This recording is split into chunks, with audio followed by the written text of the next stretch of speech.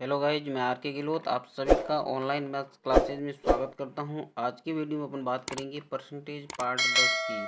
ठीक है, तो आज का हमारा पहला क्वेश्चन है, सीता ने किसी परीक्षा में 180 अंक प्राप्त किए हैं, वह 30 अंक से फेल हो गई।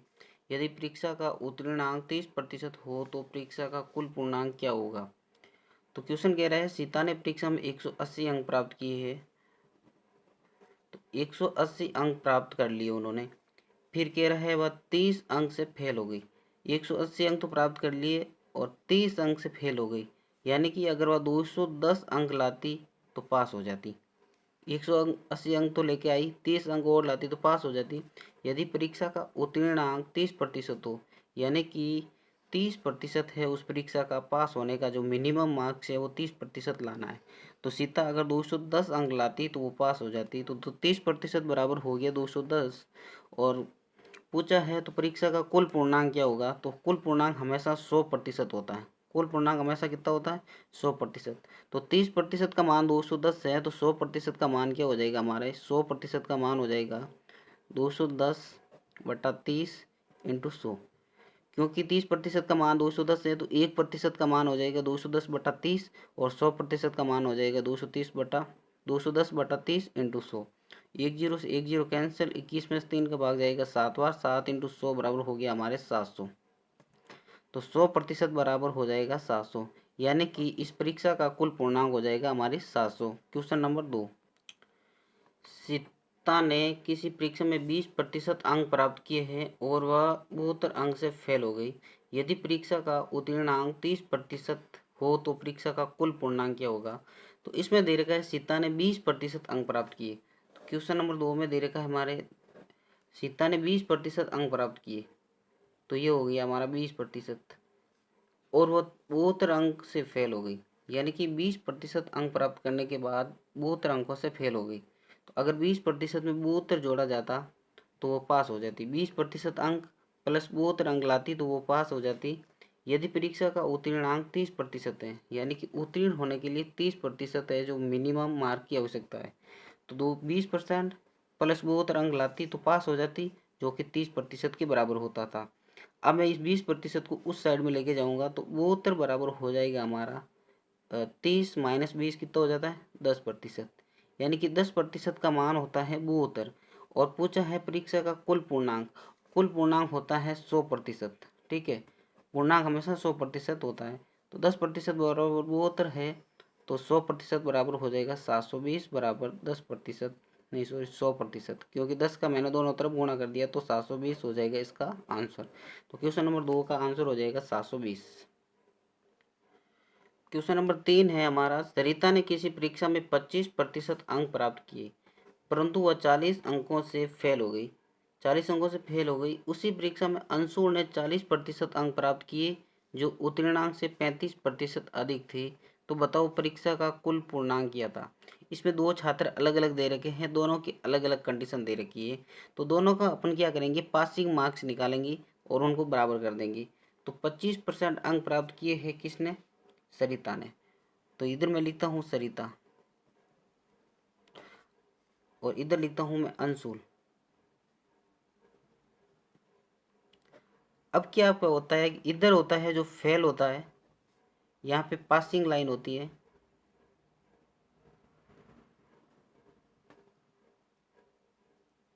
और इधर होता है पास। कहने का मतलब इस लाइन पे जो रहता है वो पासिंग लाइन होती है। इस तरफ जो अंक आते हैं वो पास वाला आते हैं, और इस तरफ अंक आते हैं, इससे कम अंक आएंगे वो फेल हो जाएंगे, और इससे अधिक अंक आएंगे वो पास हो जाएंगे। अब बोला है 25% अंक प्राप्त किए, परंतु वह 40 अंकों से फेल हो गई। अब सरिता है जो 40% अंक लेके आई, ठीक है, सॉरी 25% अंक लेके आई, दे रखा है 25% अंक लेके आई सरिता, और वो 40 अंकों से फेल हो गई। तो 25% में अगर 40 अंक जोड़ देते तो वो इस लाइन पे आ जाती और पास हो जाती। ठीक है, क्योंकि 25% अंक लेके आई, 40 अंकों से फेल हुई, तो 40 अंक जोड़ दे तो ये यहाँ पे आ जाती और पास हो जाती। अब बोल रहा है अंशुल ने 40% अंक प्राप्त किए। अंशुल ने प्राप्त किए हमारे 40%, और जो उत्तीर्णांक से 35 अंक अधिक थे, यानी कि 40% लाया और 35 अंक अधिक थे। तो अगर 35 अंक इसमें से घटा देते तो वो इस पासिंग लाइन पे आ जाता और यहाँ पे पास रहता था। यानी कि 40% में से अगर वो 35 अंक कम लाता तो भी पास हो जाता। तो इन दोनों इक्वेशन को बराबर कर सकते हैं, क्योंकि यहाँ पे अब दोनों ये पासिंग लाइन पे आ चुके हैं। तो 25% प्लस 40, 25% प्लस 40 बराबर हो गया 40% माइनस 35। अब मैं इस साइड को इधर लेके जाऊंगा तो 40 में से 25% गया तो हमारे बचेगा 15% बराबर। अब इसको मैं इधर लेके आऊंगा, 40 प्लस 35 हो गया तो कितना हो गया 75। 15% है हमारा 75, तो 100% कितना होगा 75/15 इंटू 100। 75 में 15 का भाग 5 बार जाएगा, 5 इंटू 100 बराबर हो गया हमारा 500। तो क्वेश्चन नंबर 3 में आंसर आ जाएगा हमारा 500, जो कि कुल पूर्णांक है 500। क्वेश्चन नंबर 4 है जो क्वेश्चन नंबर 3 के समान ही है। एक परीक्षा में एक विद्यार्थी ने 25% अंक प्राप्त किए तो वह 67 अंकों से अनुत्तीर्ण रहा।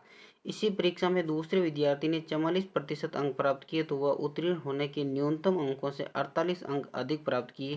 तो पूर्णांक तथा उत्तीर्ण होने के न्यूनतम अंक ज्ञात कीजिए। तो इसमें क्या करना है, यहाँ पे मैं खींचूंगा पासिंग लाइन। पासिंग लाइन से एक भी अंक ज़्यादा होगा तो वो पास होगा, और पासिंग लाइन से एक भी अंक कम होगा तो वो फेल होगा। ये चीज़ मैं पासिंग लाइन में, ठीक है। अब बोल रहा है कि एक विद्यार्थी ने 25% अंक प्राप्त किए, तो 25% अंक प्राप्त किए तो वो 67 अंकों से अनुत्तीर्ण रहा। 67 अंकों से अनुत्तीर्ण रहा। अगर 25% में वो 67 अंक अधिक लाता तो वो उत्तीर्ण हो जाता और यहाँ तक आ जाता, ठीक है। अब दूसरा विद्यार्थी है जो 44% अंक प्राप्त किए, पास होने वाला, ये विद्यार्थी फेल हुआ। अब 44% अंक प्राप्त किया है तो उत्तीर्ण होने के न्यूनतम अंकों से 48 अंक अधिक थे। इनकी जो 44% है वो 48 अंक अधिक है। अगर 48 अंक कम लाता तो भी पास हो जाता। तो पासिंग लाइन के लिए लाने के लिए मैंने 48 घटाए, क्योंकि 48 अंक ज़्यादा है पास से, तो ये यहाँ पे आ जाएगा, ठीक है। अब दोनों विद्यार्थी यहाँ पे पासिंग लाइन पे आ गए, तो इनका जो अंक है वो अब समान है। तो इन समान अंकों को हमने बराबर कर दिया। 25% प्लस 67 बराबर 44% माइनस 48। अब दोनों का पक्षांतर करेंगे। मैं इस साइड को इधर लेके आ जाऊंगा या फिर उसको इधर लेके जाऊंगा, तो 44 में से 25 गया तो कितना बचा हमारे 19%। 4 में से 5 गया 9, 3 में से 2 गया 1 बराबर। अब ये है जो इधर आ जाएगा, तो क्या हो जाएगा 8 और 6 14, असल का 1 और 4 5, 5 और 6 11, तो 114 हो गया। 19% बराबर 114 आ गया हमारे। और कुल पूर्णांक पूछा अपन को तो 100%। तो 100% क्या हो जाएगा 114/19 इंटू 100। अब 19 का भाग 114 में 6 बार जाएगा तो कितना हो गया 600। तो कुल पूर्णांक है जो हमारा हो गया है 600, ठीक है। अब और पूछा है इसमें उत्तीर्ण होने के न्यूनतम अंक ज्ञात कीजिए। उत्तीर्ण होने के न्यूनतम अंक देखिए, यहाँ से 25% अंक प्राप्त किए, फिर 67 जोड़ा तब वो न्यूनतम अंक होगा, तब पास होगा। तो मैं क्या करूँगा 600 का 25% निकालूंगा पहले। तो 600 इंटू 25/100, तो ये होगा 600 का 25%। और इसमें 67 जोड़ूंगा मैं तो हो जाएगा हमारा पासिंग अंक मिनिमम। 2 जीरो से 2 जीरो कैंसिल, 25 छक्का 150, यानी कि 150 प्लस 67 बराबर हो गया 6 5 11, हासिल गया 1 और 1 2, 216। तो क्या हो जाता है इसमें जो न्यूनतम अंक होते हैं वो 216 लाएगा, तब वो विद्यार्थी पास होगा। तो इस क्वेश्चन का आंसर हो गया हमारा, एक तो पूर्णांक तो हो गया 600 और न्यूनतम अंक है 216 जो पास होने के लिए। क्वेश्चन नंबर 5 है, किसी परीक्षा के उत्तीर्णांक कुल अंक के 2/5 हैं तथा सविता ने कुल अंकों के 1/4 ही प्राप्त किए। यदि पूर्णांक व प्राप्तांक में 750 अंकों का अंतर है तो बताओ कुल पूर्णांक है जो क्या होंगे। तो इसको इस प्रकार लिखेंगे, जो माना कुल पूर्णांक मैंने x मान लिया, माना पूर्णांक है x है, तब सविता ने कितने अंक प्राप्त किए सविता ने 1/4 1/4 यानी कि x इंटू 1/4 तो x/4 अंक प्राप्त किए। और पूर्णांक तथा प्राप्तांक में अंतर दे रखा है वो 750 का है, लेकिन हमारे यहाँ पे पूर्णांक और प्राप्तांक का अंतर क्या हो जाएगा, x माइनस x/4 और क्वेश्चन में दे रखा है 750। ठीक है, अब यहाँ से हो जाएगा 4x माइनस x तो 3x/4 बराबर 750। तो x बराबर हो जाएगा 750 इंटू 4/3। 3 का भाग इसमें जाएगा 250 बार। 250 को 4 से गुणा करेंगे तो हमारा आ जाएगा x बराबर 1000। तो x माना हमने कुल पूर्णांक जो कि है 1000। तो इस क्वेश्चन 5 का आंसर हो गया 1000। इसको इस प्रकार भी लिख सकते हैं, सविता ने 1/4 अंक प्राप्त किए। तो 1/4 अंक प्राप्त किए यानी कि 4 में से 1 प्राप्त किया। तो 4 में से 1 प्राप्त किया है तो कुल पूर्णांक हमारा हो जाएगा ये, और 1 या प्राप्त तो हो जाएगा ये प्राप्तांक। अब पूर्णांक व प्राप्तांक में अंतर कितना है, 4 और 1 है तो अंतर हो गया हमारे 3 का। और क्वेश्चन में दे रखा है 750 और ज्ञात करना है हमें पूर्णांक। तो पूर्णांक है 4, तो 3 का मान 750 है तो 4 का मान हो जाएगा हमारे 1000। ठीक है, तो क्वेश्चन नंबर 5 का आंसर 1000 आएगा। क्वेश्चन नंबर है 6, किस संख्या का 65% 260 है। तो x मैंने मान लिया x संख्या का 65% 260 है, तो x संख्या का 65% मतलब 65/100 बराबर हो गया हमारे 260। ठीक है, तो अब यहाँ पे x का मान याद करना है तो 260 इंटू 100 अपॉन 65। 65 का भाग इसमें जाएगा 4 बार। 65 दूना 130 और 65 चौका 260। 4 इंटू 100 बराबर हो जाएगा x बराबर 400। तो 400 का 65% बराबर 260 है, तो क्वेश्चन नंबर 6 का आंसर हो जाएगा हमारे 400। क्वेश्चन नंबर 7 है 1% का आधा क्या होगा। तो 1%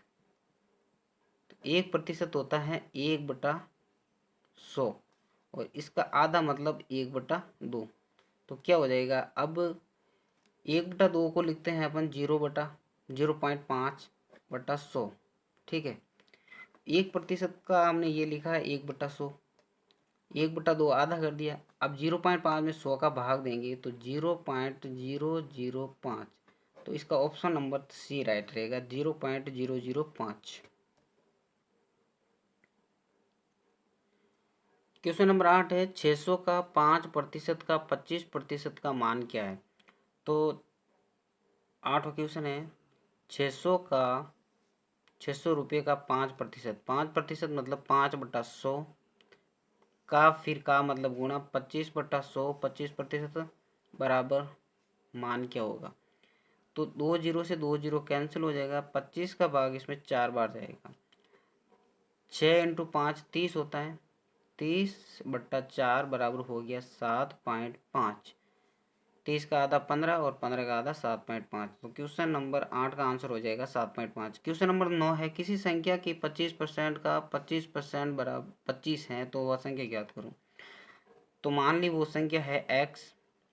तो x का 25% 25/100 फिर का 25%, इसका फिर 25% निकाला 25/100 बराबर 25 है तो वो संख्या क्या हो जाएगी। तो x का मान निकालना है तो 25 से 25 कैंसिल हो जाएगा। 25 का भाग इसमें 4 बार जाएगा तो x बराबर हो जाएगा 4 इंटू 100 बराबर हो जाएगा 400। क्योंकि यह यहाँ पे भाग में है उधर जाएगी तो गुणा हो जाएगा। तो x बराबर हमारा आ गया 400 आंसर। क्वेश्चन नंबर 10 है 5 घंटा एक दिन का कितना प्रतिशत है। तो 5 घंटा है बराबर कितना प्रतिशत है। तो 5 घंटा है जो एक दिन का कितना प्रतिशत है। तो एक दिन में कितने घंटे होते हैं 24 और प्रतिशत निकालने के लिए 100 से गुणा करते हैं। 5 घंटे का पूछा है तो 5 घंटा और एक दिन में होते हैं 24 घंटे तो 5/24 इंटू 100। अब एक दिन में आप 12 घंटे मत लिखना, एक दिन में 25 घंटे नहीं 24 घंटे काउंट होते हैं। तो हो जाएगा हमारा 500/24। तो इसमें भाग जाएगा 24 का भाग इसमें 2 बार गया, पीछे बचा 24 दूना 48, पीछे बचा 2। ठीक है, अब 20 हो गए, 20 में भाग नहीं जा रहा है तो भाग टूटी 100। कितने बचे पीछे? 20/24। इसमें 4 का भाग 5 बार जाएगा, इसमें 4 का भाग 6 बार जाएगा। तो हो जाएगा हमारा 20 सही 5/6%। तो क्वेश्चन नंबर 10 का आंसर हो गया 20 सही 5/6%। तो दोस्तों अगर हमारा वीडियो अच्छा लगा है तो लाइक करें, कमेंट करें और चैनल को सब्सक्राइब जरूर करें ताकि आपको ऐसे ही वीडियो मिलते रहते हैं। मिलते हैं फिर अगले वीडियो में, तब तक के लिए धन्यवाद।